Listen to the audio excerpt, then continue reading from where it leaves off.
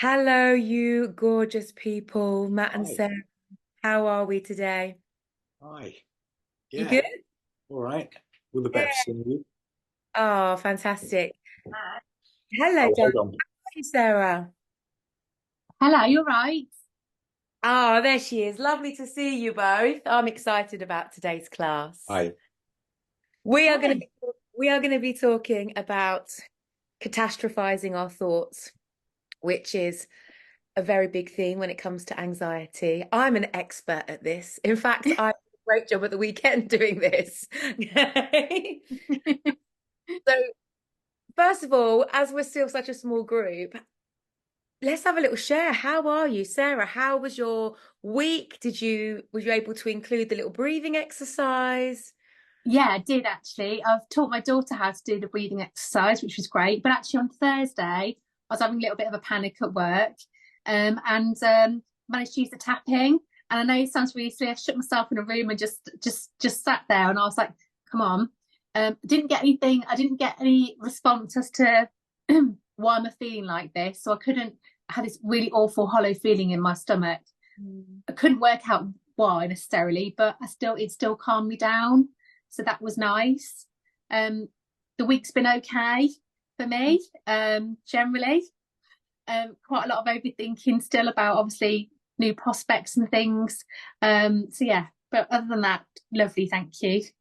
Oh, brilliant. It's nice to hear that you're using some of the stuff that we're learning. Matt, how are you? What's your week been like? Anything you'd like to sort of share when it comes to anxiety and how you've been? Yeah. It's been a week of being kind of up and down. Mm. I realized that because I've got this situation going on that's kind of dragging a little bit, I'm really struggling to focus.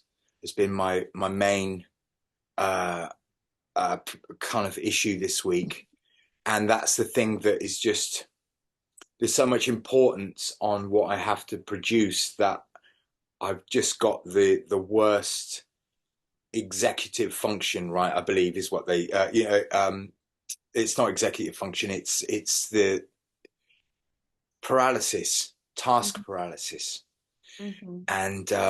And that has been the thing that has been pulling me and pushing me, having small um glimmers of being able to kind of go, right, come on, enough, and now sitting down, but then not being able to kind of deal with it, having too many thoughts at once, not being able to organize my thoughts, that kind of stuff. Um, but there's been it's been kind of up and down, I think, overall. Um, Would you say you felt overwhelmed or frozen? Like, do they feel separate or all together? Like how you're feeling? Overwhelmed is definitely one of the kind of defining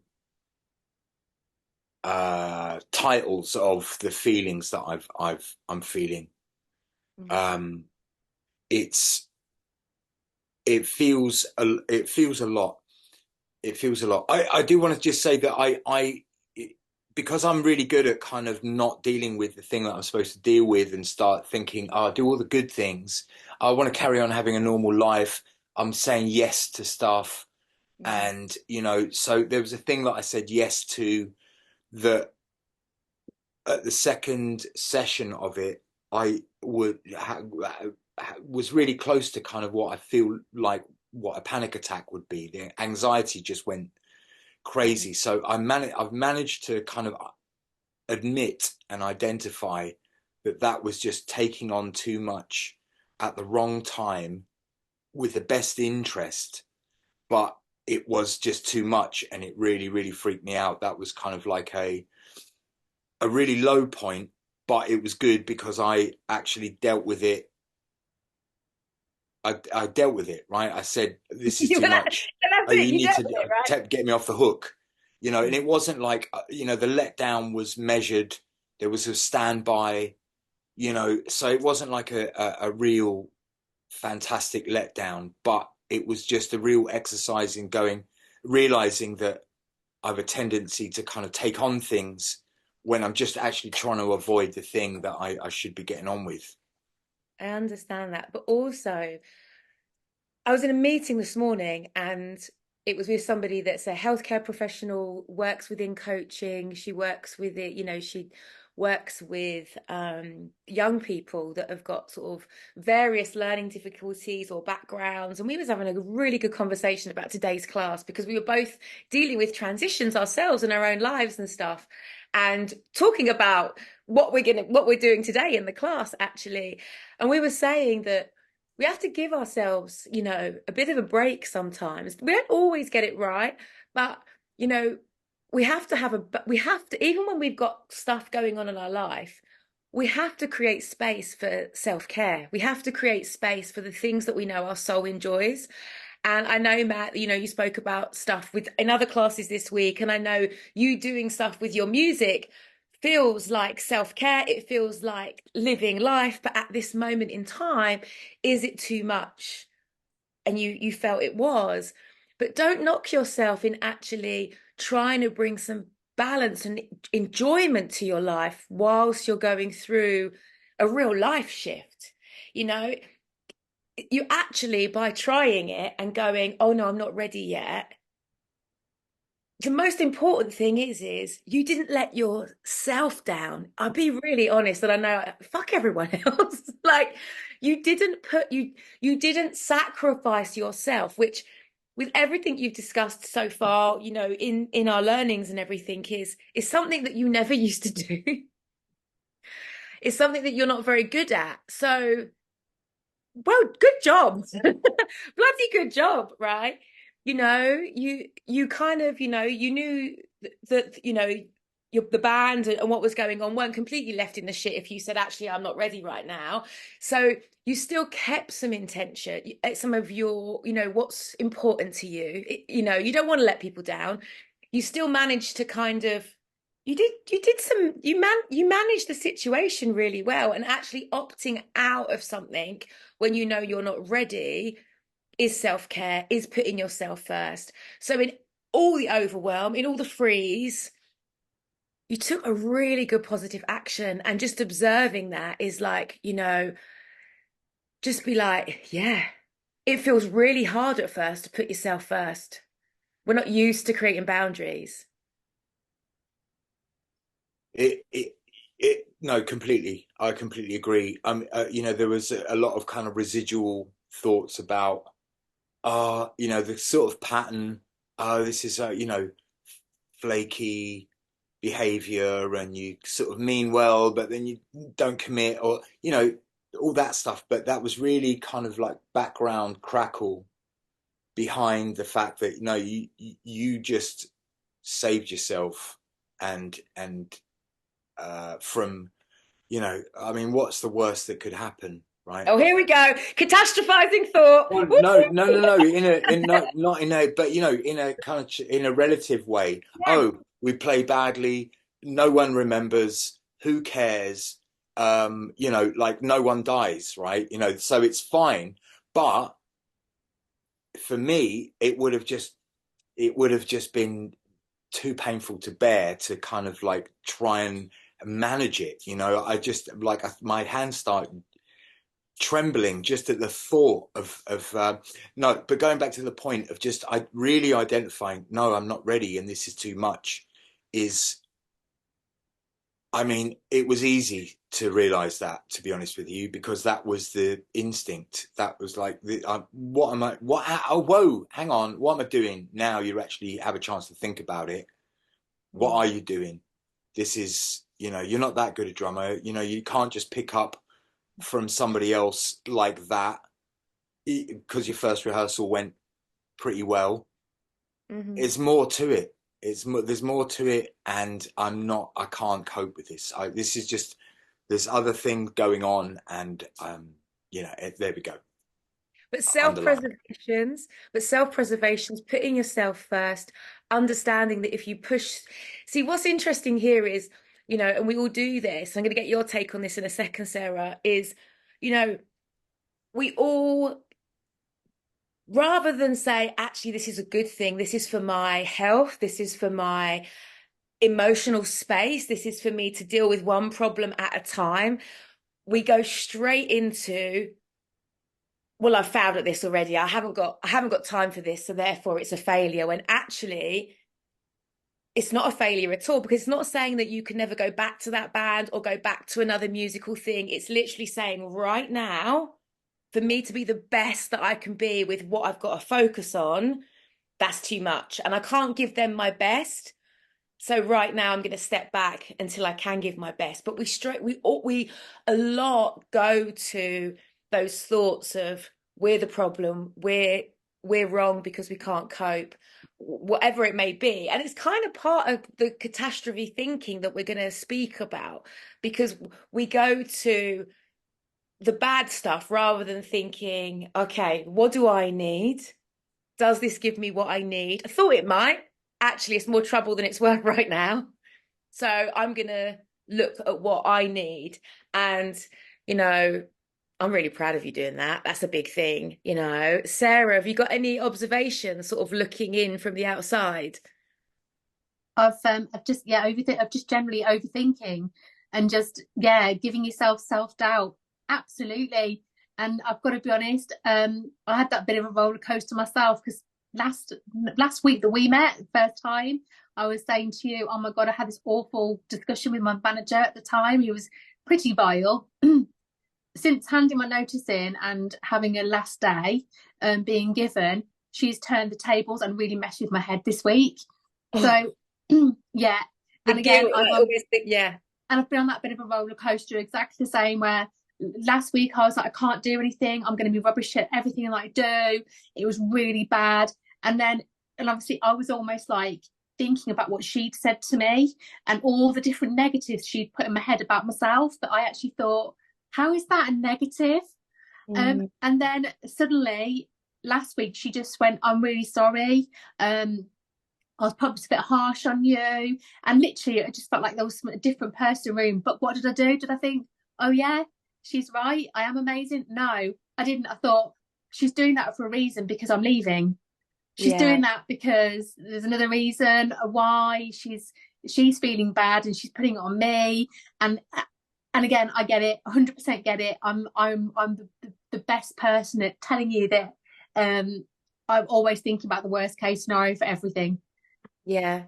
But you know, a lot of this is, you know, patterns of behavior, you know, not having the, you know, a bold self-esteem. Sometimes it's not even about, you know, having self-esteem. It's about having that boldness of self-esteem. And also it's that flow of life. Sometimes you're going to be able to really see a situation sort of for what it is and sort of put yourself first and have that, you know, full glass kind of attitude, half glass full kind of attitude. And then the next day you're That's the problem.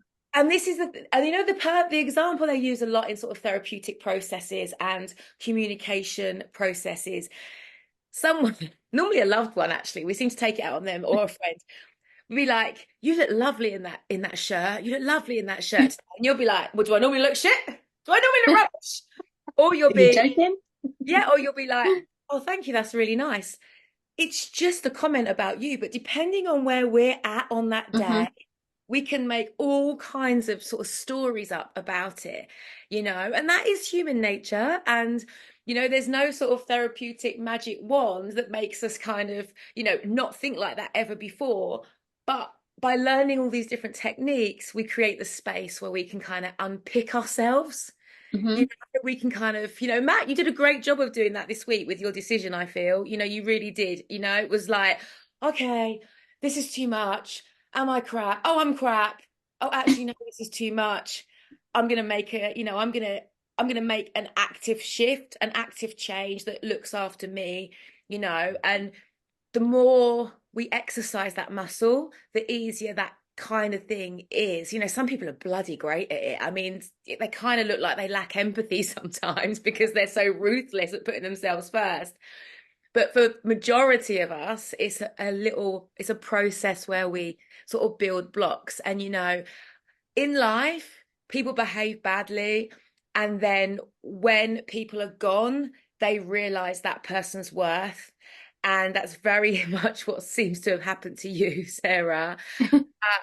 you know, that's not your problem. You know your worth, and that's why you've gone and got another job. The fact that there's going to be a gaping hole when you leave and no one being kind and offering tea and coffees and, you know, being generous with who they are, that's their problem. And you know what? You've taught them a lesson you never wanted to teach or expected to teach just by being you. Mm-hmm. So enable that to build you in some way, you know, show how just by being you and then taking yourself away from a situation that doesn't serve you, they're going to be left behind, hopefully making some changes in their own behavior and their own treatment of others in the future. You know, it's about going into the rooms where we feel good, where we're appreciated, where our worth is seen. You know, you're just in the wrong room. If people are horrible, leave the room. Like, like leave the room. You Yeah. not to make them like you. Leave the room. You know. And I don't know if I said this last week. What comes to mind is over in various London train stations that had a lot of people begging, a lot of sort of mugging and crime happening as people left the station. I grew up in Tooting. It happened in Tooting Broadway. They started to play operatic, orchestra style classical music. And what they found, and this is scientifically, there's studies on this, what they found that people that didn't vibrate at sort of these sounds, this hertz, this level of vibration, were normally negative people, people that had, you know, criminal behavior was part of their vibe. They left the vicinity. Oh. Right. So by changing the vibration of the space, it changed the behavior. Okay.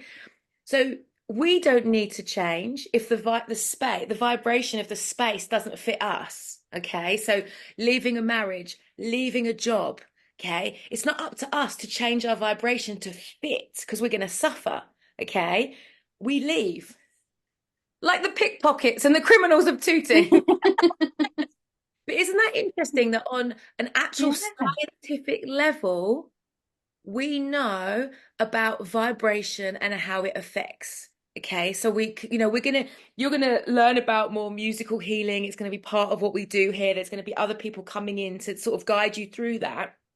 But your vibration was just wrong for that environment because you vibrate higher than that not very nice behavior, you know. And we change in relationships, we start vibrating differently. It's like you either like a radio station or you don't. Doesn't mean to say that radio station's wrong. There's plenty of people that listen to that radio station, but you like to listen to a different one. Okay, so take that random something that I just remembered into your learnings. Really, you know, you're not the problem. You're just the vibration's off, and you need to go and find your vibe. And we use it in our language so often we don't even realize what it is that we're saying. Oh, you know, they're really vibey. Oh, I like their vibe. There's something about them. I feel like I really, really known them for a long time because we're energetically very similar. And that, oh, guys, all this movement's made me hit 10,000 steps. Yay. Yay. I was 400 steps out. I was going to go for a walk after class. Don't need to. Love it. But yeah, so, you know, start thinking about, and this really will help with the exercise we're going to do as well. Start thinking about, you know, you'll start noticing the language we actually use, not even the negative language, but, oh, I feel like I've got the weight on my shoulders. Oh, you know, there's been something's gone on. You walk into a room and you're like, there's been a row or the vibe's off. You know, we know this instinctively. So start embodying that and actually really start knowing that you're not the problem, right? You're not the problem. This is your inner wisdom, your instinct trying to tell you that this is not for you.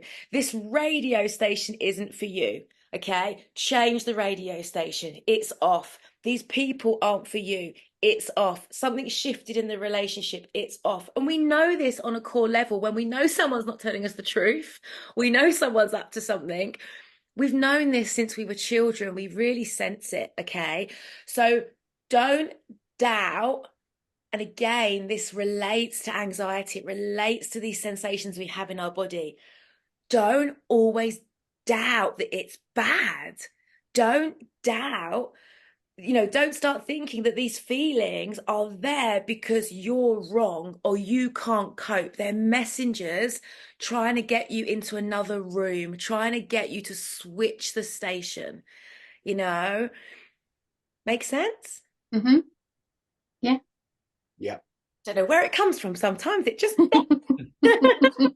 it's just important. It's so when we're changing our behaviors and our belief systems, and we're taking that moment to do a different action, we're fighting against years of habits. We're fighting against old learnings, but also the neural pathways that have developed in our brain. Okay.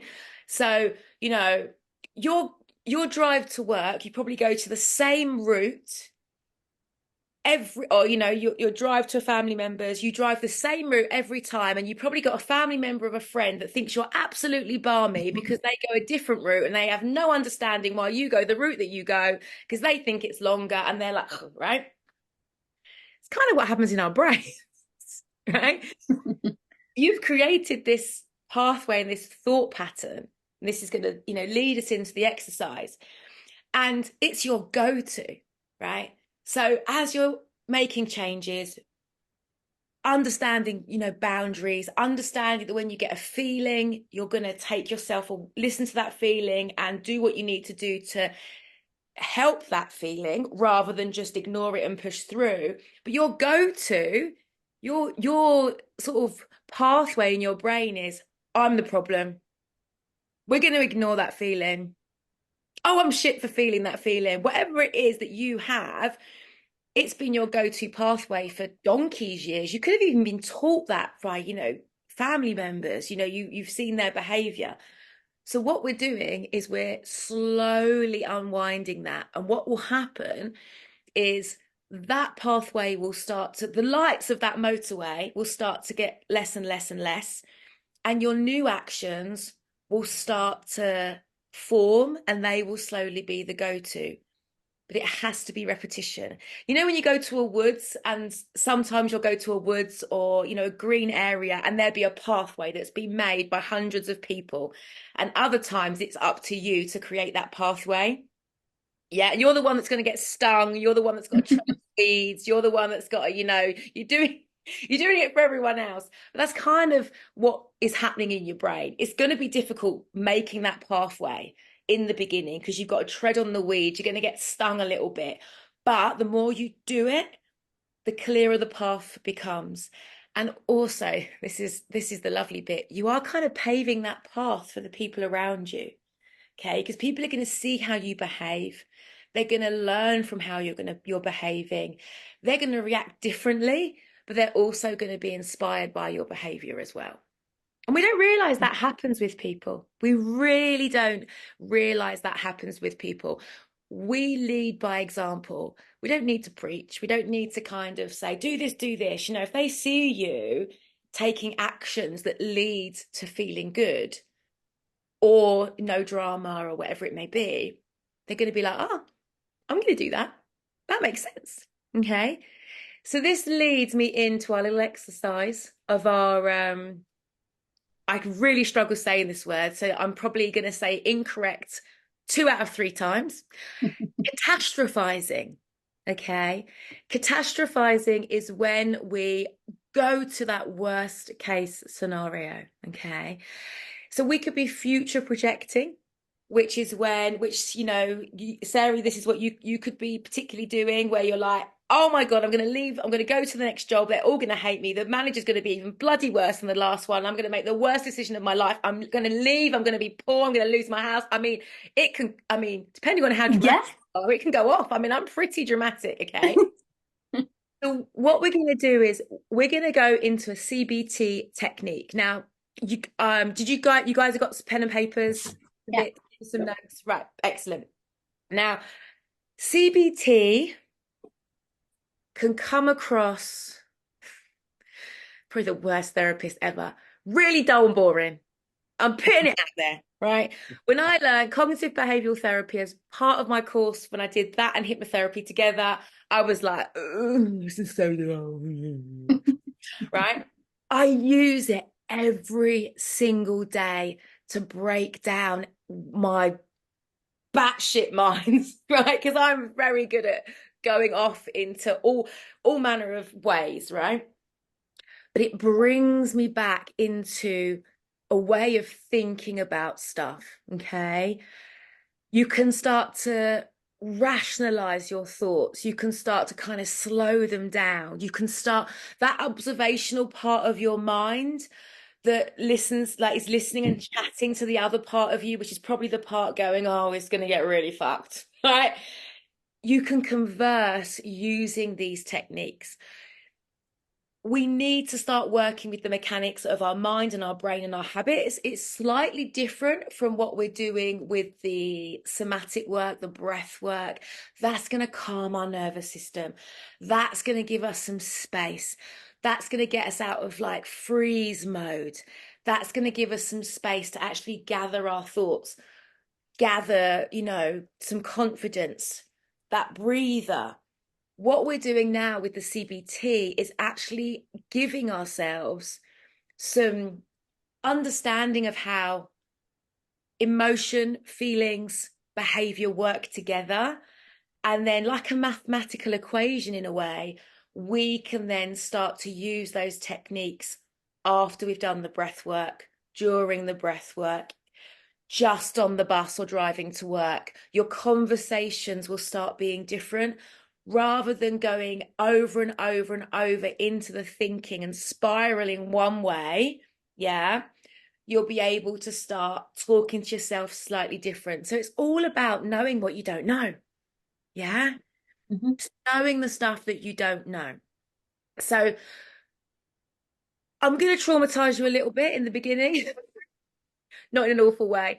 For the first part of this exercise, we're going to start thinking, we're going to just so that you know, okay, going to get you to think about that really overwhelming situational thought that's going on at the moment. Okay, we're going to share as much as you want as well, but remember at all times, you don't have to speak, you can turn your camera off, it's fine. Okay, we're going to talk you through a sense of sort of that thought, what's going on, so that you can sort of really get that heightened sense. Okay, then what we're going to do is we're going to go through some thinking processes of worst scenario, best scenario, and some bits in the middle. Okay. And then to sort of end today's session, we're going to actually use the scenario that you feel safe with, that's kind of like the most likely outcome, or something that you feel that you can cope with in this time.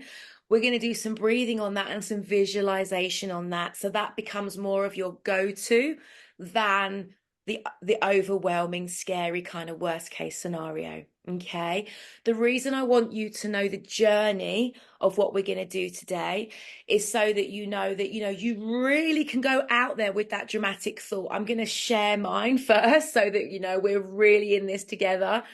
But just know that catastrophizing our thoughts is like creating your own horror movie. Okay, it may not make sense.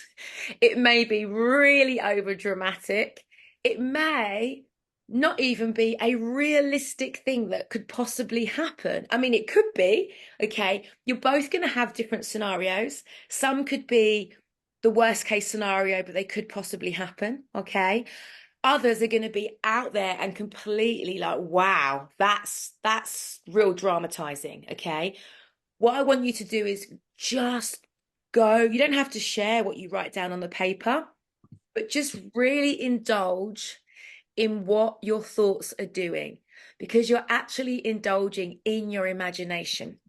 Now, we use our imagination in really negative ways when it comes to overthinking, but we can actually use that imagination to rewire ourselves with what we call visualization. They're exactly the bloody same. One just has a positive intention.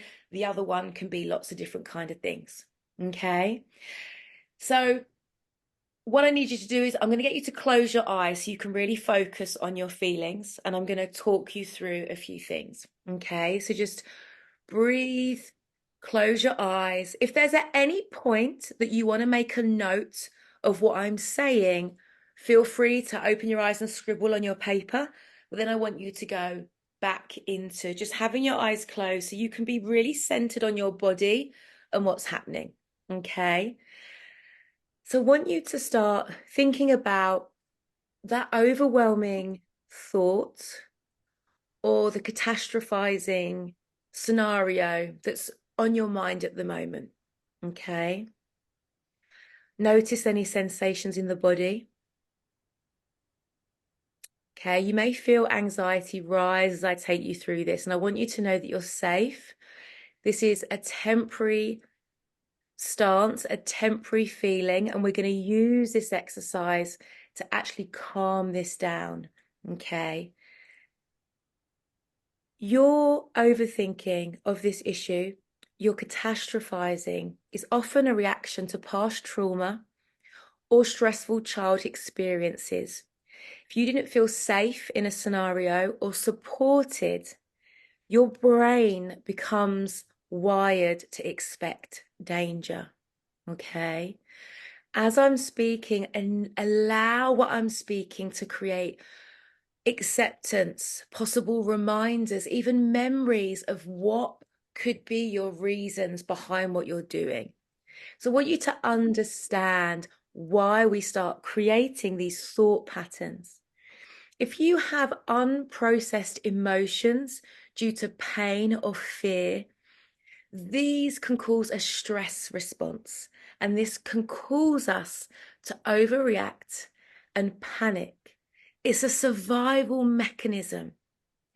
Your brain can enter high alert due to these situations.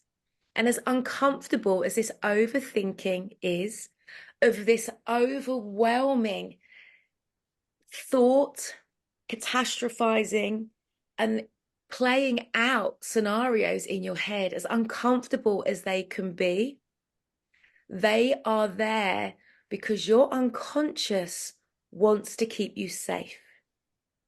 It wants to prevent you from going into these situations. And as an adult, you know you have to go into these situations. You have to deal with these situations.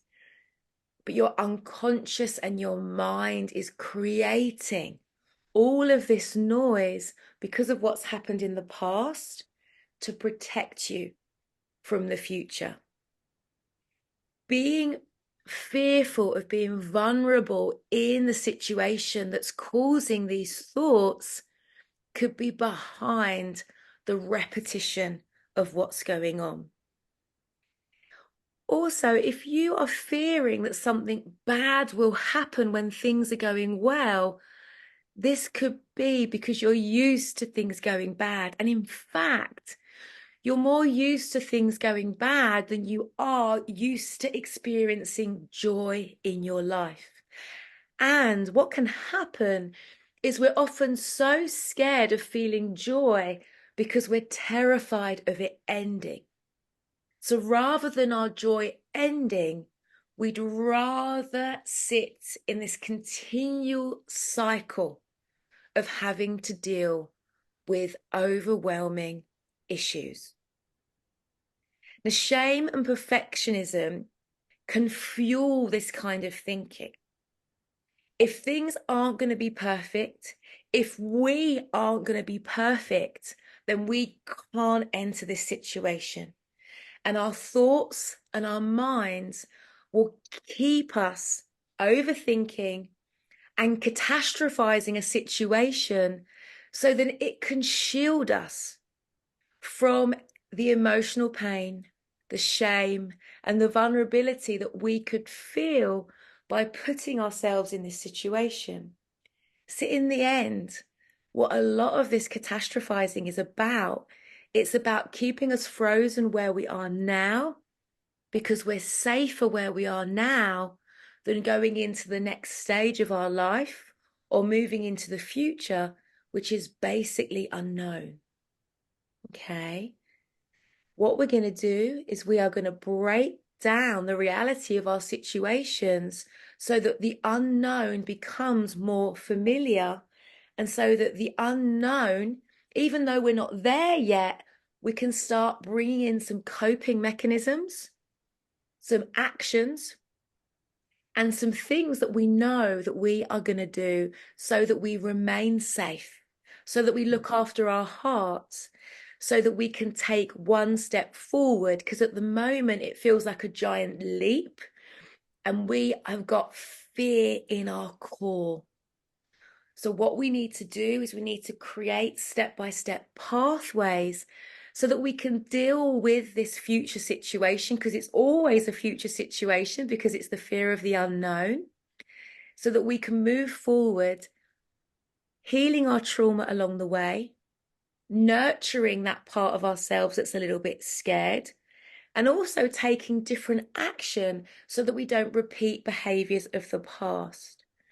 So with that said, with us knowing that we are going to look now at how we break the cycle of catastrophizing, which is a common response to deep-seated fears, whether they relate to trauma or pain, we are going to give ourselves some love when it comes to these thoughts, and we're going to support these thoughts with step-by-step actions and choices. Have a little think again about that catastrophizing thought or series of thoughts, and just make a note down on the paper of what it is. Okay? Emotions may arise. We're triggering some stuff. And this is good because it's coming up to heal. It's coming up for us to give it some love. And we are going to step by step break it down. Okay? Any point is too much, you can let me know. You're doing really well, guys.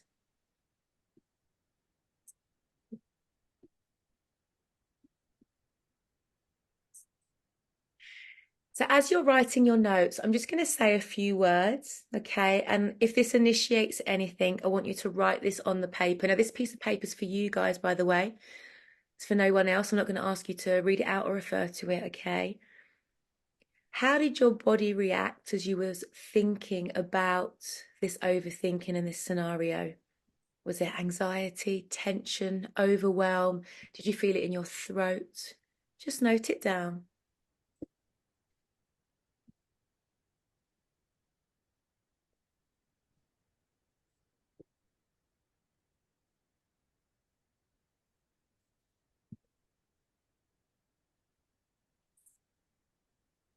By looking at how these catastrophizing thoughts and overwhelming sort of repetitive thoughts show up in our mind and our body, we're creating some self-awareness, and this self-awareness is going to enable us to have a moment to take action in the future and to take that breather in the future so that we can look after ourselves a bit more,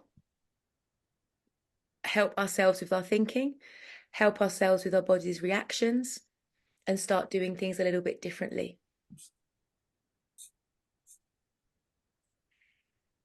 Now, when I asked you about your catastrophizing thoughts and the overthinking,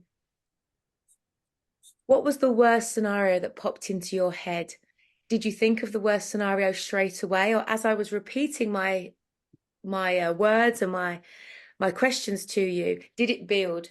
Did you find that it got worse and worse and worse, or was you dissipating it? Okay, just note that down on your paper. We're going to use all of this evidence, all of this experience in the second part of this exercise.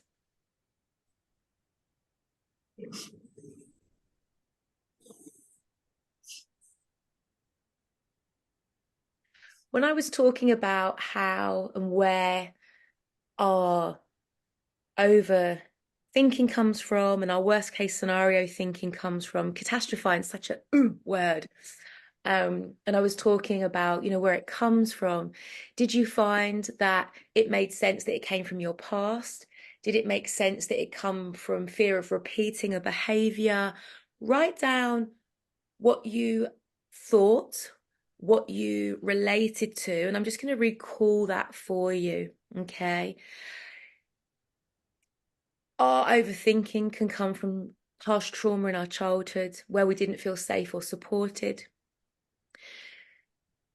If your brain is always on high alert because you haven't felt safe in the past, you can be automatically constantly in survival mode. So thinking the worst case scenario is there to sort of protect you.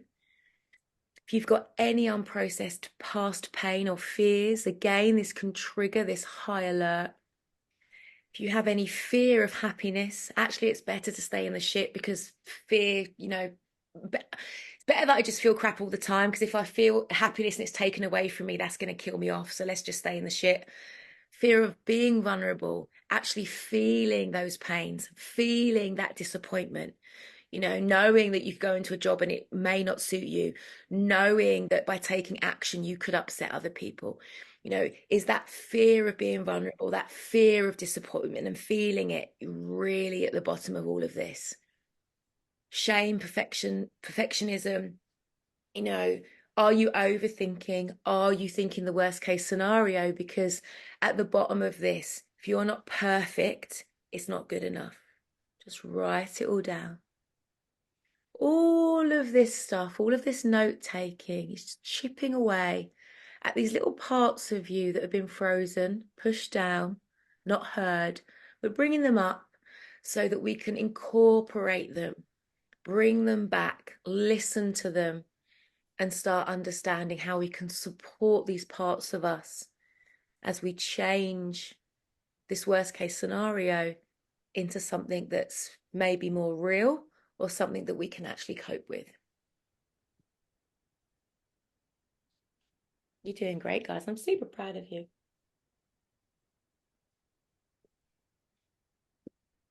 So as you're writing, keep writing your notes. I'm going to tell you my repetitive, really dramatic catastrophizing series of thoughts. Okay.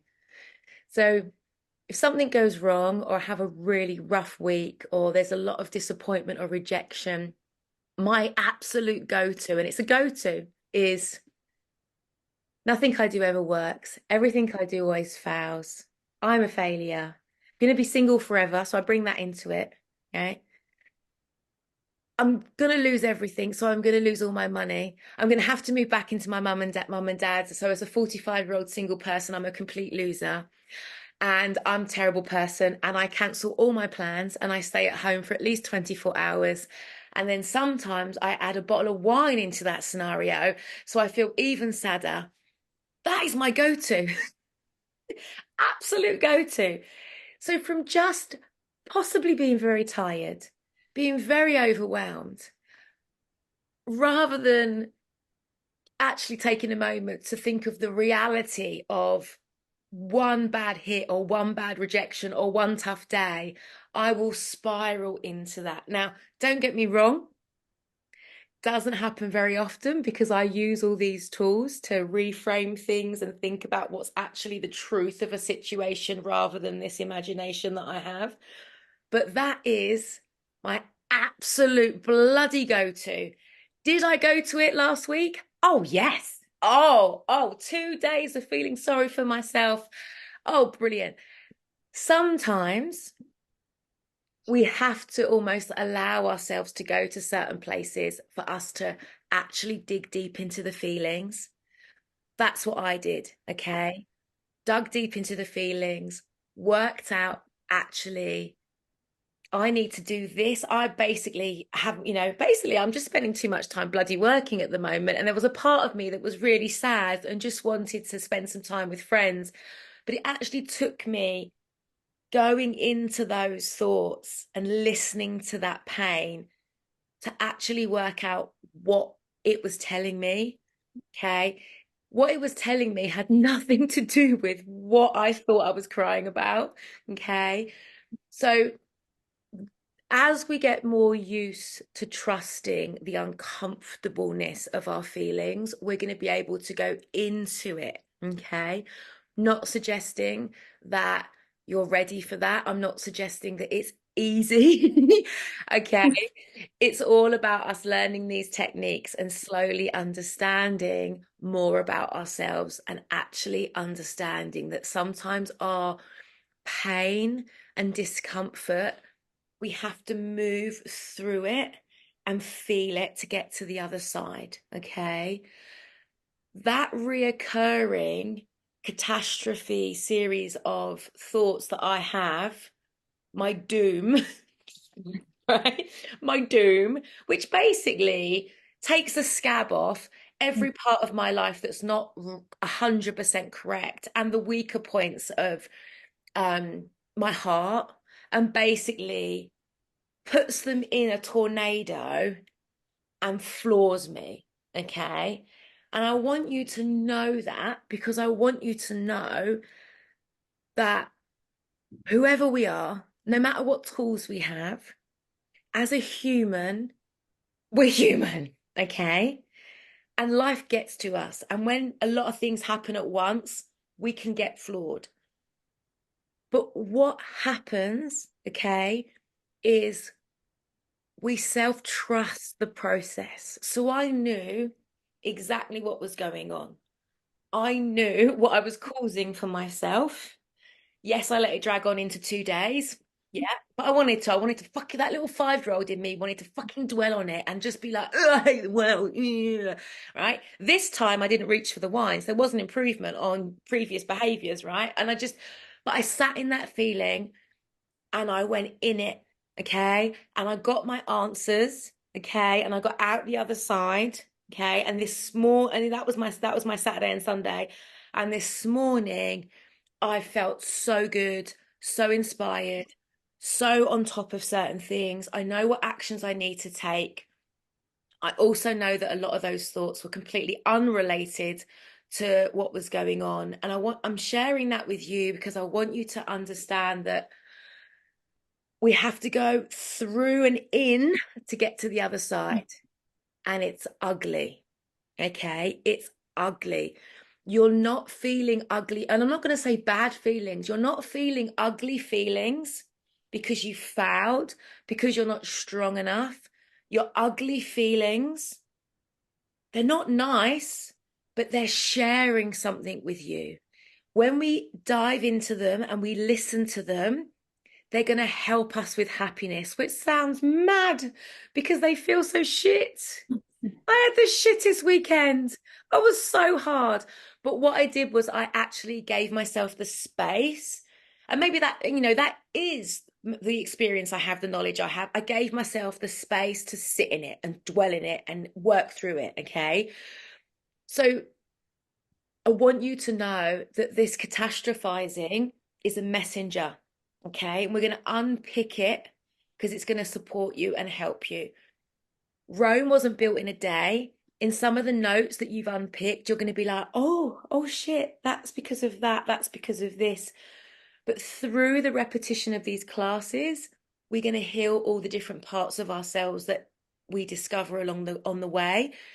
And that is why we do different modalities each week so that we can nurture the different parts of ourselves. If you do 6 weeks of talk therapy, 6 weeks of CBT, there's going to be parts of you that are going to feel that they need healing and nurturing and love. And that's why we mix it up. Okay.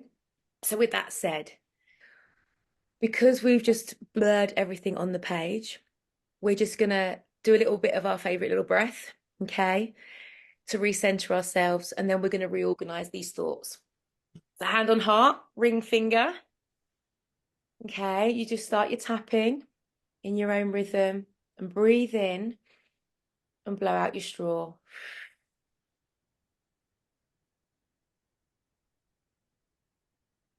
Just going to do a minute of it. Breathing in. I really want you to do the straw because it helps with the breath.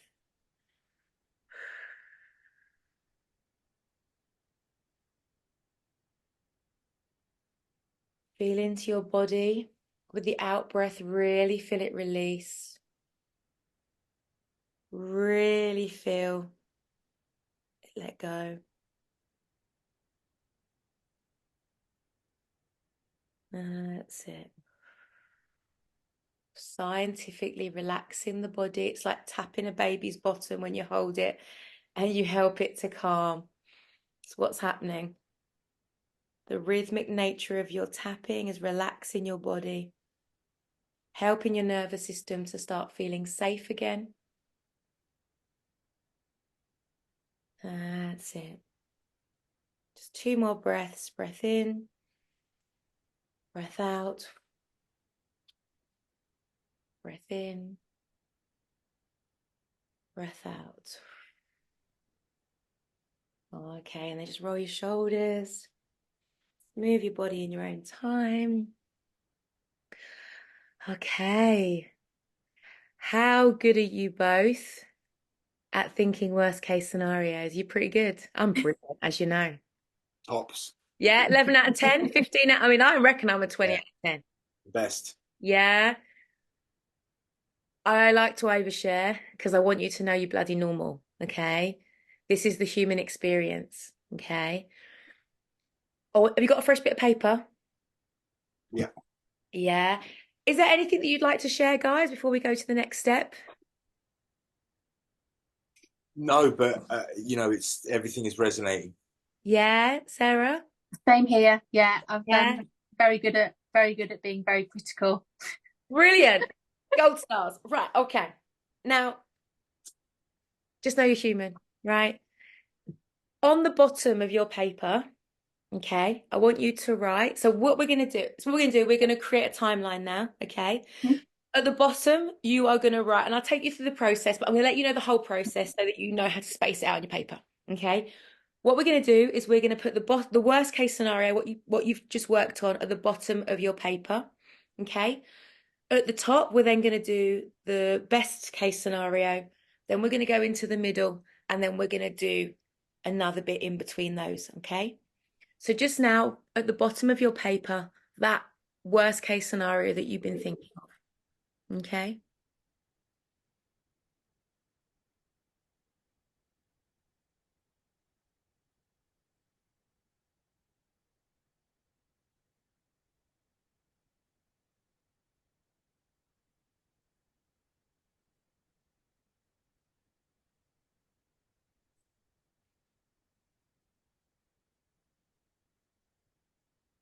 Let me know when you've done it.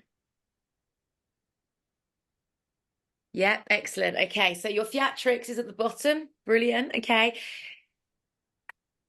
With both of you, I'm assuming that your scenarios are in the future. They haven't happened yet. Mm-hmm. Yeah. Yeah. Yeah. Yeah. I mean, it could be you could be concerned about a repetitive behavior, but this one hasn't happened yet. Am I correct? Yeah. The magician, I know everything. No, no, no. All of our worries. That's why we're all going to be good at hypnotherapy, because hypnotherapy is about visualization, and most of our worries are about things that haven't happened yet. Okay, so you're going to be great at hypnotherapy no matter what, because you're really great at worrying. You're a perfect candidate. Okay. So at the top of your paper, this is where I want you to harness your imagination, which we know that you're 11 out of 10, 15 out of 10, 20 out of 10, okay? Think about the absolute most ridiculous, best option that could happen, okay? The best scenario that can happen. I mean, and we're talking Disney here. We're talking, that is absolutely ridiculous. Life doesn't happen. This is not a Channel 5 movie on it in the afternoon. The absolute best possible scenario.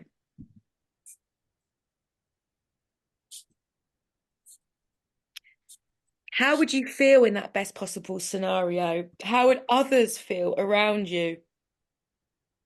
How effortless and easy would it be?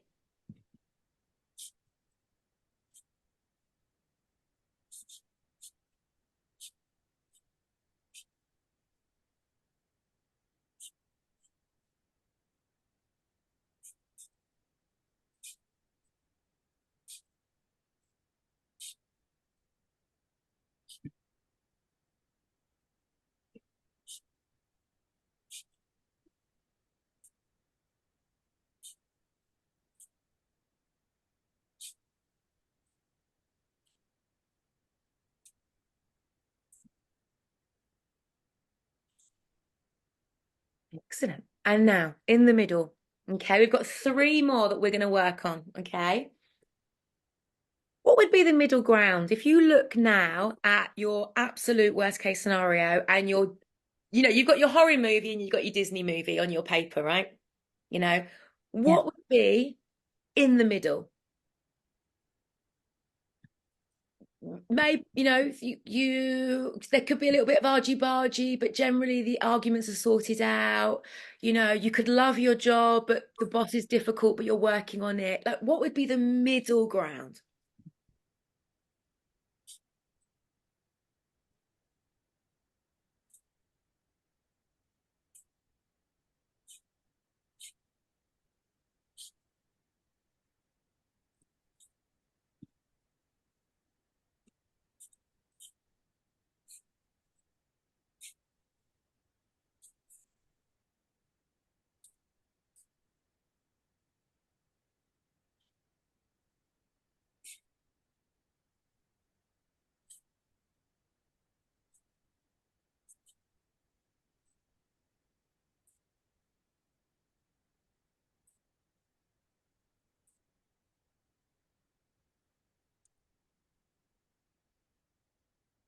I love the way you guys are finishing. You've both got your own little marker of you finishing. You're like, yeah, done.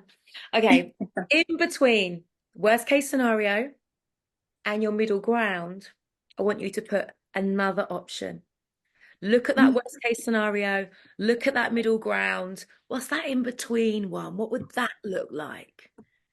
Now, you may find that you need to take some of the middle ground and actually remove it and add it into the other one. You may need to change that round. The middle ground may be a little bit better than you thought it would be. Shuffle it around a little bit. Do what you need to do.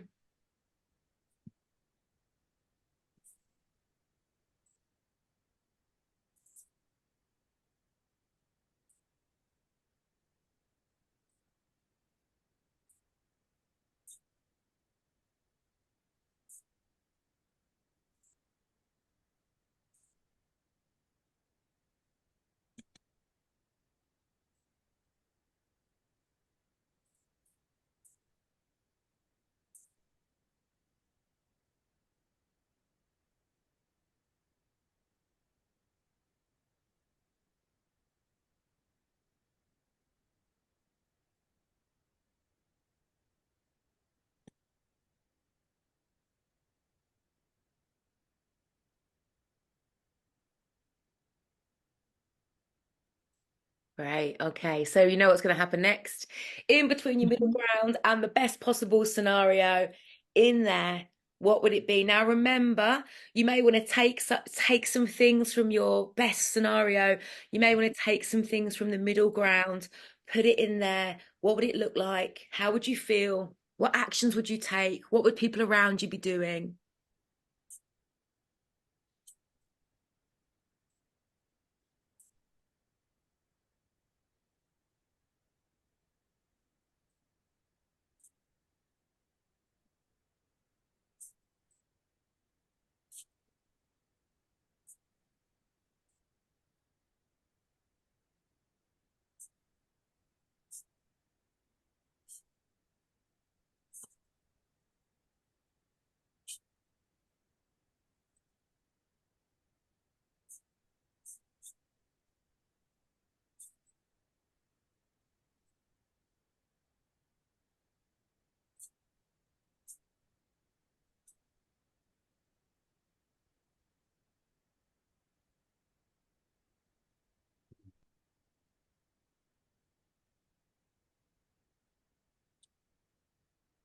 Yeah. So there you have your 5 options. Okay. From our original catastrophizing of a situation, our overthinking, up to our Disney dream, won the lottery option.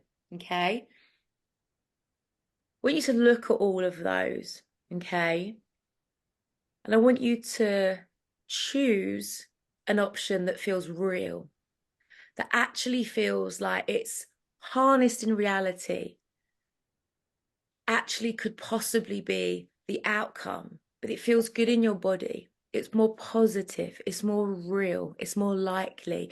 You may have to take your notes and make a 6 version. Okay.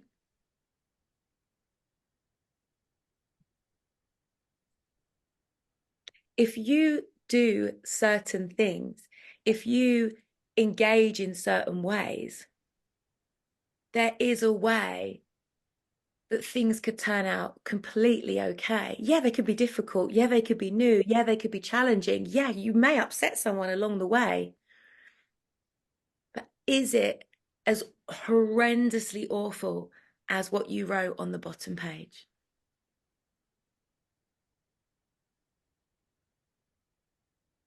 Have a little think about the scenario that you feel you can focus on.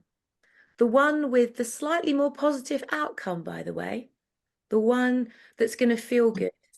The Disney dream is like doing affirmations and just throwing them out there. They can help us change state slightly. If we repeat them, we're not focusing on those thoughts. But as soon as you stop saying the affirmations, you're going to start thinking about those dreadful thoughts. So the Disney option, that we can't relate to that. I mean, maybe I'm wrong. Maybe you do relate to your Disney option, but you're not going to relate to your Disney option. What feels more realistic, something that you can cope with, something that is positive, that has positive connotations, even in a difficult situation, but you can physically cope with? Does that make sense? Mm-hmm. Have you both got that thing? Have you both Yeah. got what it looks like? Yeah? Make sense? Mm-hmm. How does that feel in your body to look at that scenario rather than what you were thinking of? Quite relief. Mm? Yeah, I feel almost a bit more prepared, maybe. Yeah. Just for like, you know, I can see what's in store, and I can't do it all at once. I can only do what I can do, however long it might take. Feels a bit of perspective, maybe. Actually, that's probably a way of summing it up. Does it feel a little bit more in the now? Like you Yeah, I mean, for me, it feels, you know, it's ongoing. It is all sort of now. hmm I mean, Sarah, that may not relate. It was just me being Yeah, like, it's more balanced. I guess there's no strong words there either, so it's not hate and but it won't smashing things. It's more of a balanced approach. So the wording I've used is a lot more like, yeah, okay, well, we're good, rather than oh my god, it's great, or oh my god, it's shit. oh, I loved you we use the word smashing. You know what? I love that. I love the dramatics of our catastrophizing. It's almost like it's no wonder it's our go-to because it's got so much depth. Yeah. Like, God, we can really go down into that. You know, I'm glad. I'm glad. This work, and you see a lot of it, and it's one of the biggest downfalls in not so much therapy, but sort of personal development. It's like rose tinted glasses. Let's do some affirmations. Let's think positively, and piss off. That is not life, right? That is not life. I'm trained in metaphysics. That's, energy does work. I know that. But also it's only part of what we have to put out in our life to make things happen, right? We have to be real, have to have perspective, as you said, Matt, and we have to look at things so that we can give our whole body a step-by-step plan to follow, right? And this is what this exercise does. This exercise is you can do this exercise when you're actually sort of overthinking. And this is it. You're going to start catching yourselves overthinking. Okay. Really, you can do this on your phone. You can kind of go, okay, worst scenario, best scenario, what's in the middle? Let's bring it down to reality. You're grounding yourself. You're taking yourself out of the future. You're taking yourself out of that beautiful creative. We should write a film at the end of, these classes. We can have all these topics, but You're bringing yourself back down. You're grounding. You know, we did this in around 15 minutes. It wasn't very long. You can speed it up as well when you're doing it on your own, you know, really brings us back to it. And then with what you've chosen, that outcome is manageable. Okay, CBT, cognitive behavioral therapy, isn't about waving a magic wand. It's about us actually realizing that we can do it. Step by step, we can do it. And if we take things step by step, we're going to be on the right path. And paths are difficult. You know, remember what I said, you know, you're going through a pathway and you might be on the one with the stinging nettles, and it's a brand new path, and it's scary, and it may be dark, and there's bugs, but step by step, by taking it slowly and being in reality, and your thoughts not going, you know, everywhere about it, you know, just focusing on the step rather than the fact there could be a snake in there, you know, you're going to get to the other side. Okay, so this is what we did today. Okay. Mm-hmm. Incorporate that with your breath exercise. Okay. Because once you understand these concepts in your mind, you can talk yourself through it. Okay. Are you guys got all right for a couple of minutes to do a visualization? Yeah. Yeah. Yeah. So just so you know, like with what is, you know, even for myself, sometimes, unless there's an other person guiding you, you're not always going to get past your own noise to get certain messages, to get certain things. What I'm going to do is actually, I'm going to record that for you over the next couple of days and put it on the library. I'll record that guided so that you can play it. I'll do it under 5 minutes, really quick. So that if you do want to speak to yourself, if you do want an answer, you've got that. Because it is hard to do it on your own. I've got therapists. Half the people, well, all the therapists that I've got for you on here are my therapists, so I know they work. It's hard to do it on yourself, but you could do that breathing exercise, talk yourself through the 6 options, you know, the horror movie, then Disney, then in between, to kind of get the rationale. Remember, your unconscious mind has no rationale. So also these patterns, they're also got that unconscious mind that's going, if he or she thinks really awful things, they're going to stay in their house where they're not going to die. Right. So you've got that going on. So you've got to nurture that unconscious mind, which is what you've done today by saying, well, this or this or this, and then go into the middle and be like, okay, this feels best. I feel relief. I feel an element of safety because I know I can adult myself through this if I keep listening to myself, if I keep nurturing myself, if I keep putting boundaries in place that keep me safe. Okay? Yeah? Let's close our eyes and embody what you've just discovered. Okay? Oh, actually, guys, before you do that, what feelings came up? What feelings have you written on the paper? Do you feel joy during this scenario? You feel safe? You feel relief? As we actually did the writing down.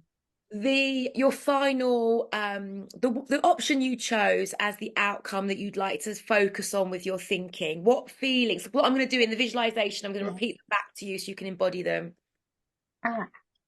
Yeah, definitely relief for me, relief and peace. A Yeah. little bit of peace. Yeah. Matt, any words that you I didn't jot any feelings down for that one. That's okay. But I've jotted down some feelings elsewhere that kind of transfer. I guess they're all about just sort of, you know, I want to get through this. I want to succeed at this task. I want to win at this task, not necessarily the overall outcome, but just to give my best shot. So that's kind of words around success, strength, and triumph kind of thing. But it's a bit grandiose for what it is that I need to do. No. These are important. They're internal words that you're using and relate to, and it's really important. So yeah, power words. Power words are really important. You know, they may not, you know, there's a whole scientific study on the use of the word fuck and how it empowers us and gives us resilience. And it's used universally in all cultures.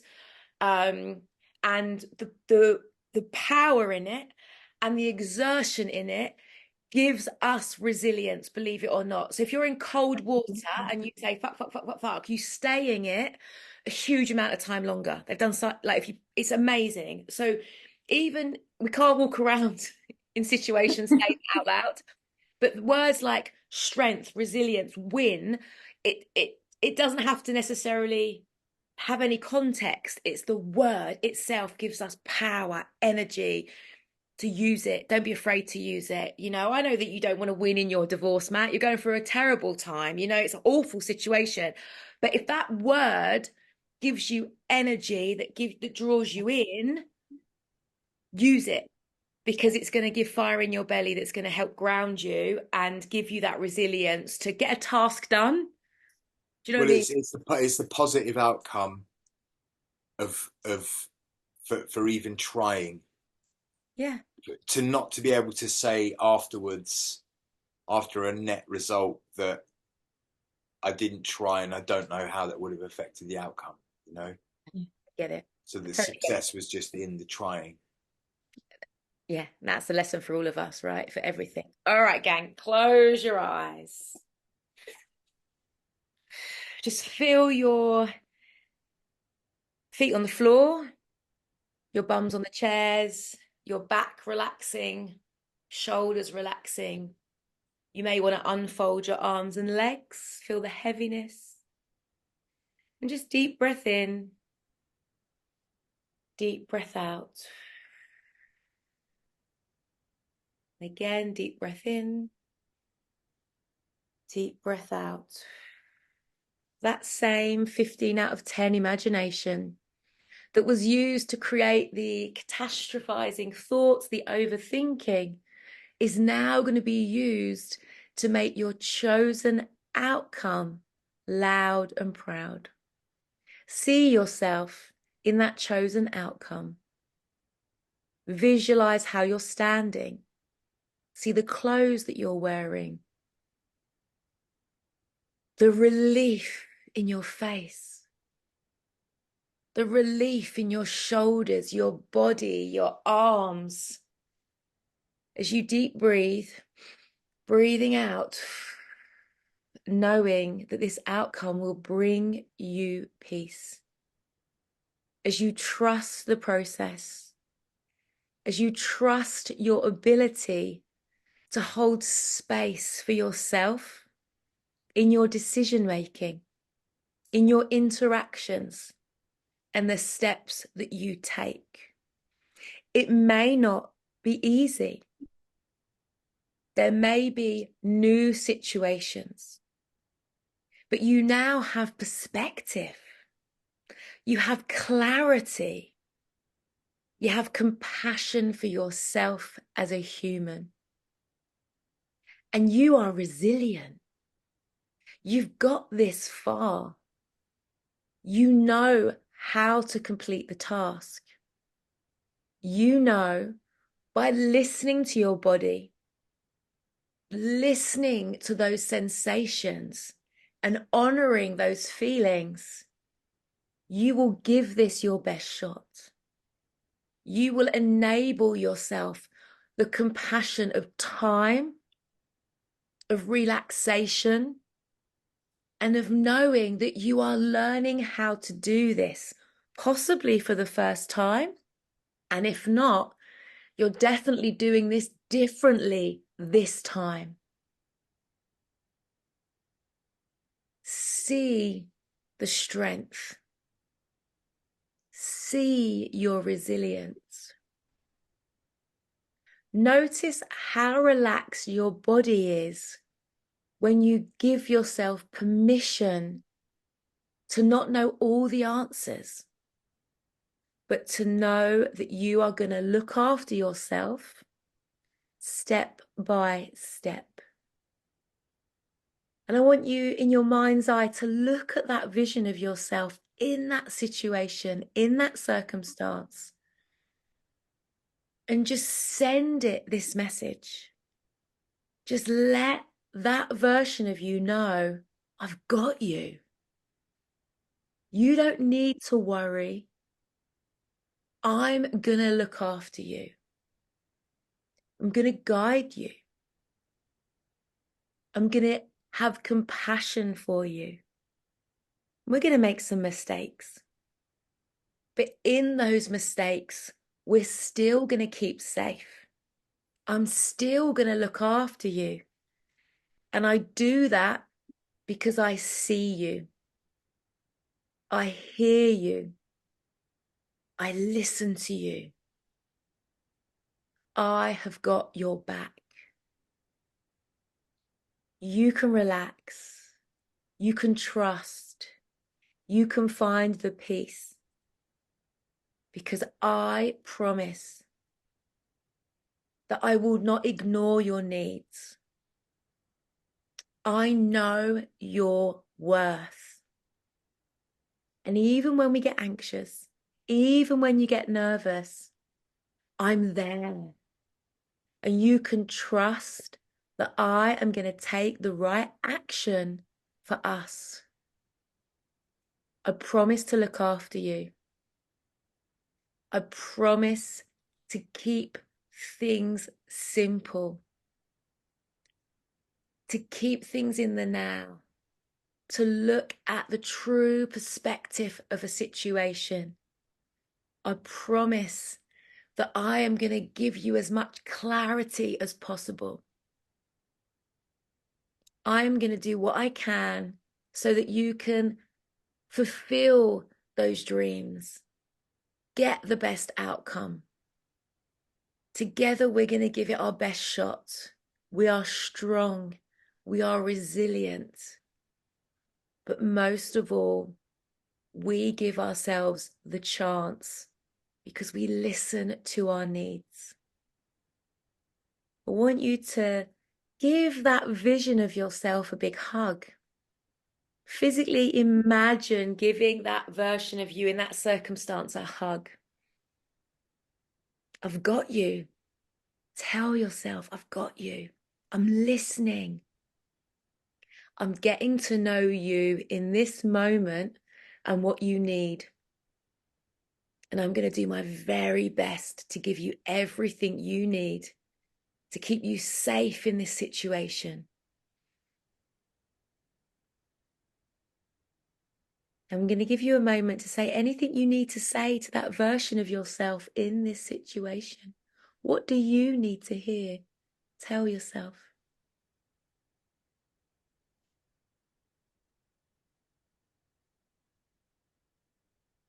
How do you want to feel? That's it. Just notice how safe you feel.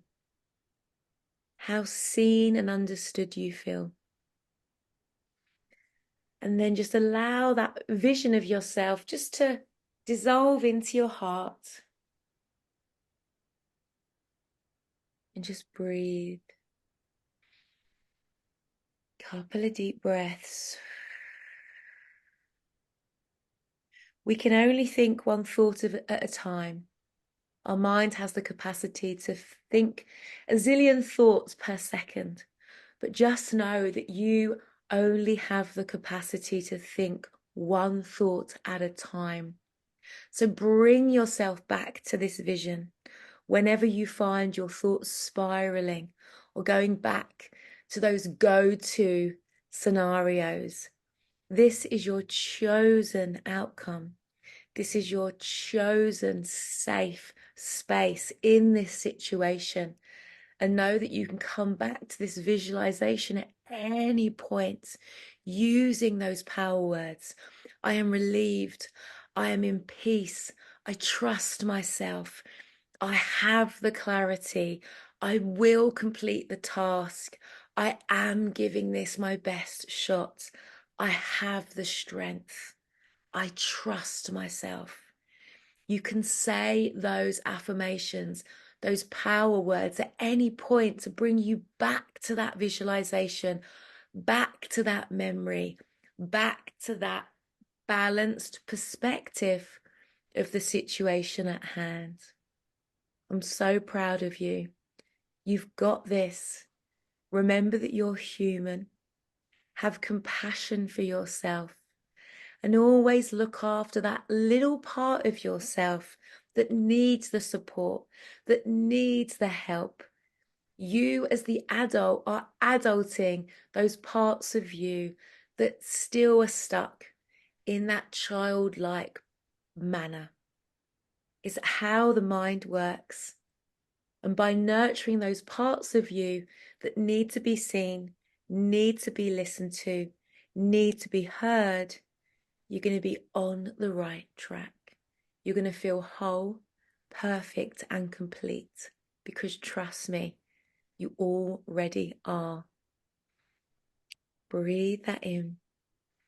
Deep breath. Just move your fingers, shoulders. Deep breath in, deep breath out. In your own time, just open your eyes, come back into the room. How are you feeling, gang? Yeah, nice. Well done. A lot comes out in that session, okay? If anything comes up and you want to speak to me about it, just drop me an email. See how you sit with it this evening. Okay, I'm here for you. Can jump on a call. It's never a problem. You're awesome. Okay, carry your little bit of paper with you with your scenario on it. Unfold it and read it whenever you need to this week, or just write that scenario on your phone. Come back to it. Okay, we're retraining those spiraling thoughts. Okay, not going to happen overnight.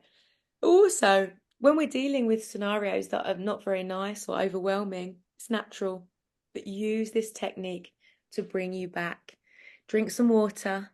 Okay, have something salty. It sounds crazy, but if you can have a cracker, if you feel a bit have a cracker, some hummus, something like that. That generally will help you with the discombobulation.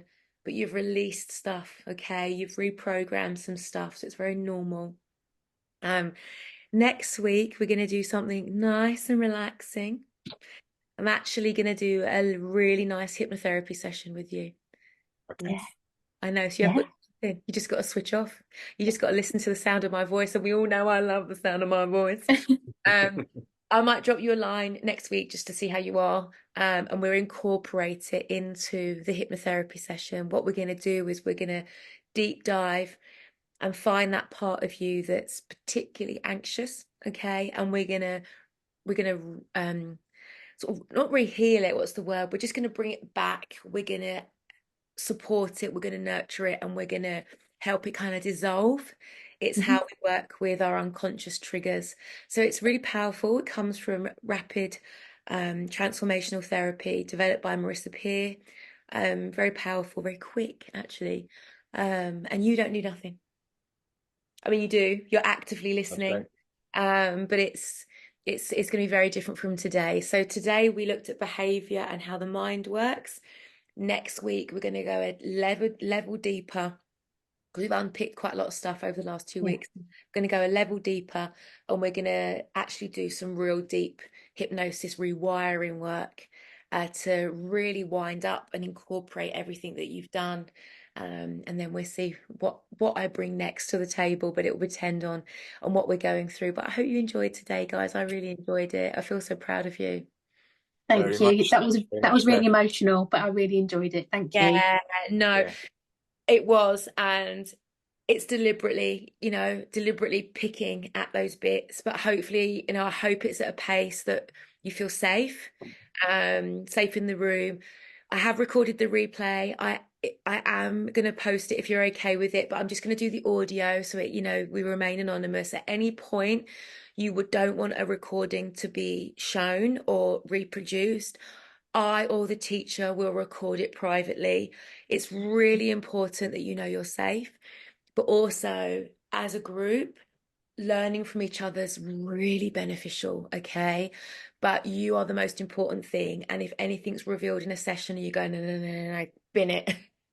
I'll bin it. Okay, just know that that's the case. All right. Thank Have a lovely evening. I'm here for you. I shall see you in another class, or at least next Monday. Yeah. You're awesome. you very much. Take care. Take care. Yeah, Oh, sorry I take care. overran. So sorry I overran, but next week I'll be on time, I promise. It's all Thank good. you. All All good. right, gorgeous. Take care. Take care. Bye. Bye. Have a good week.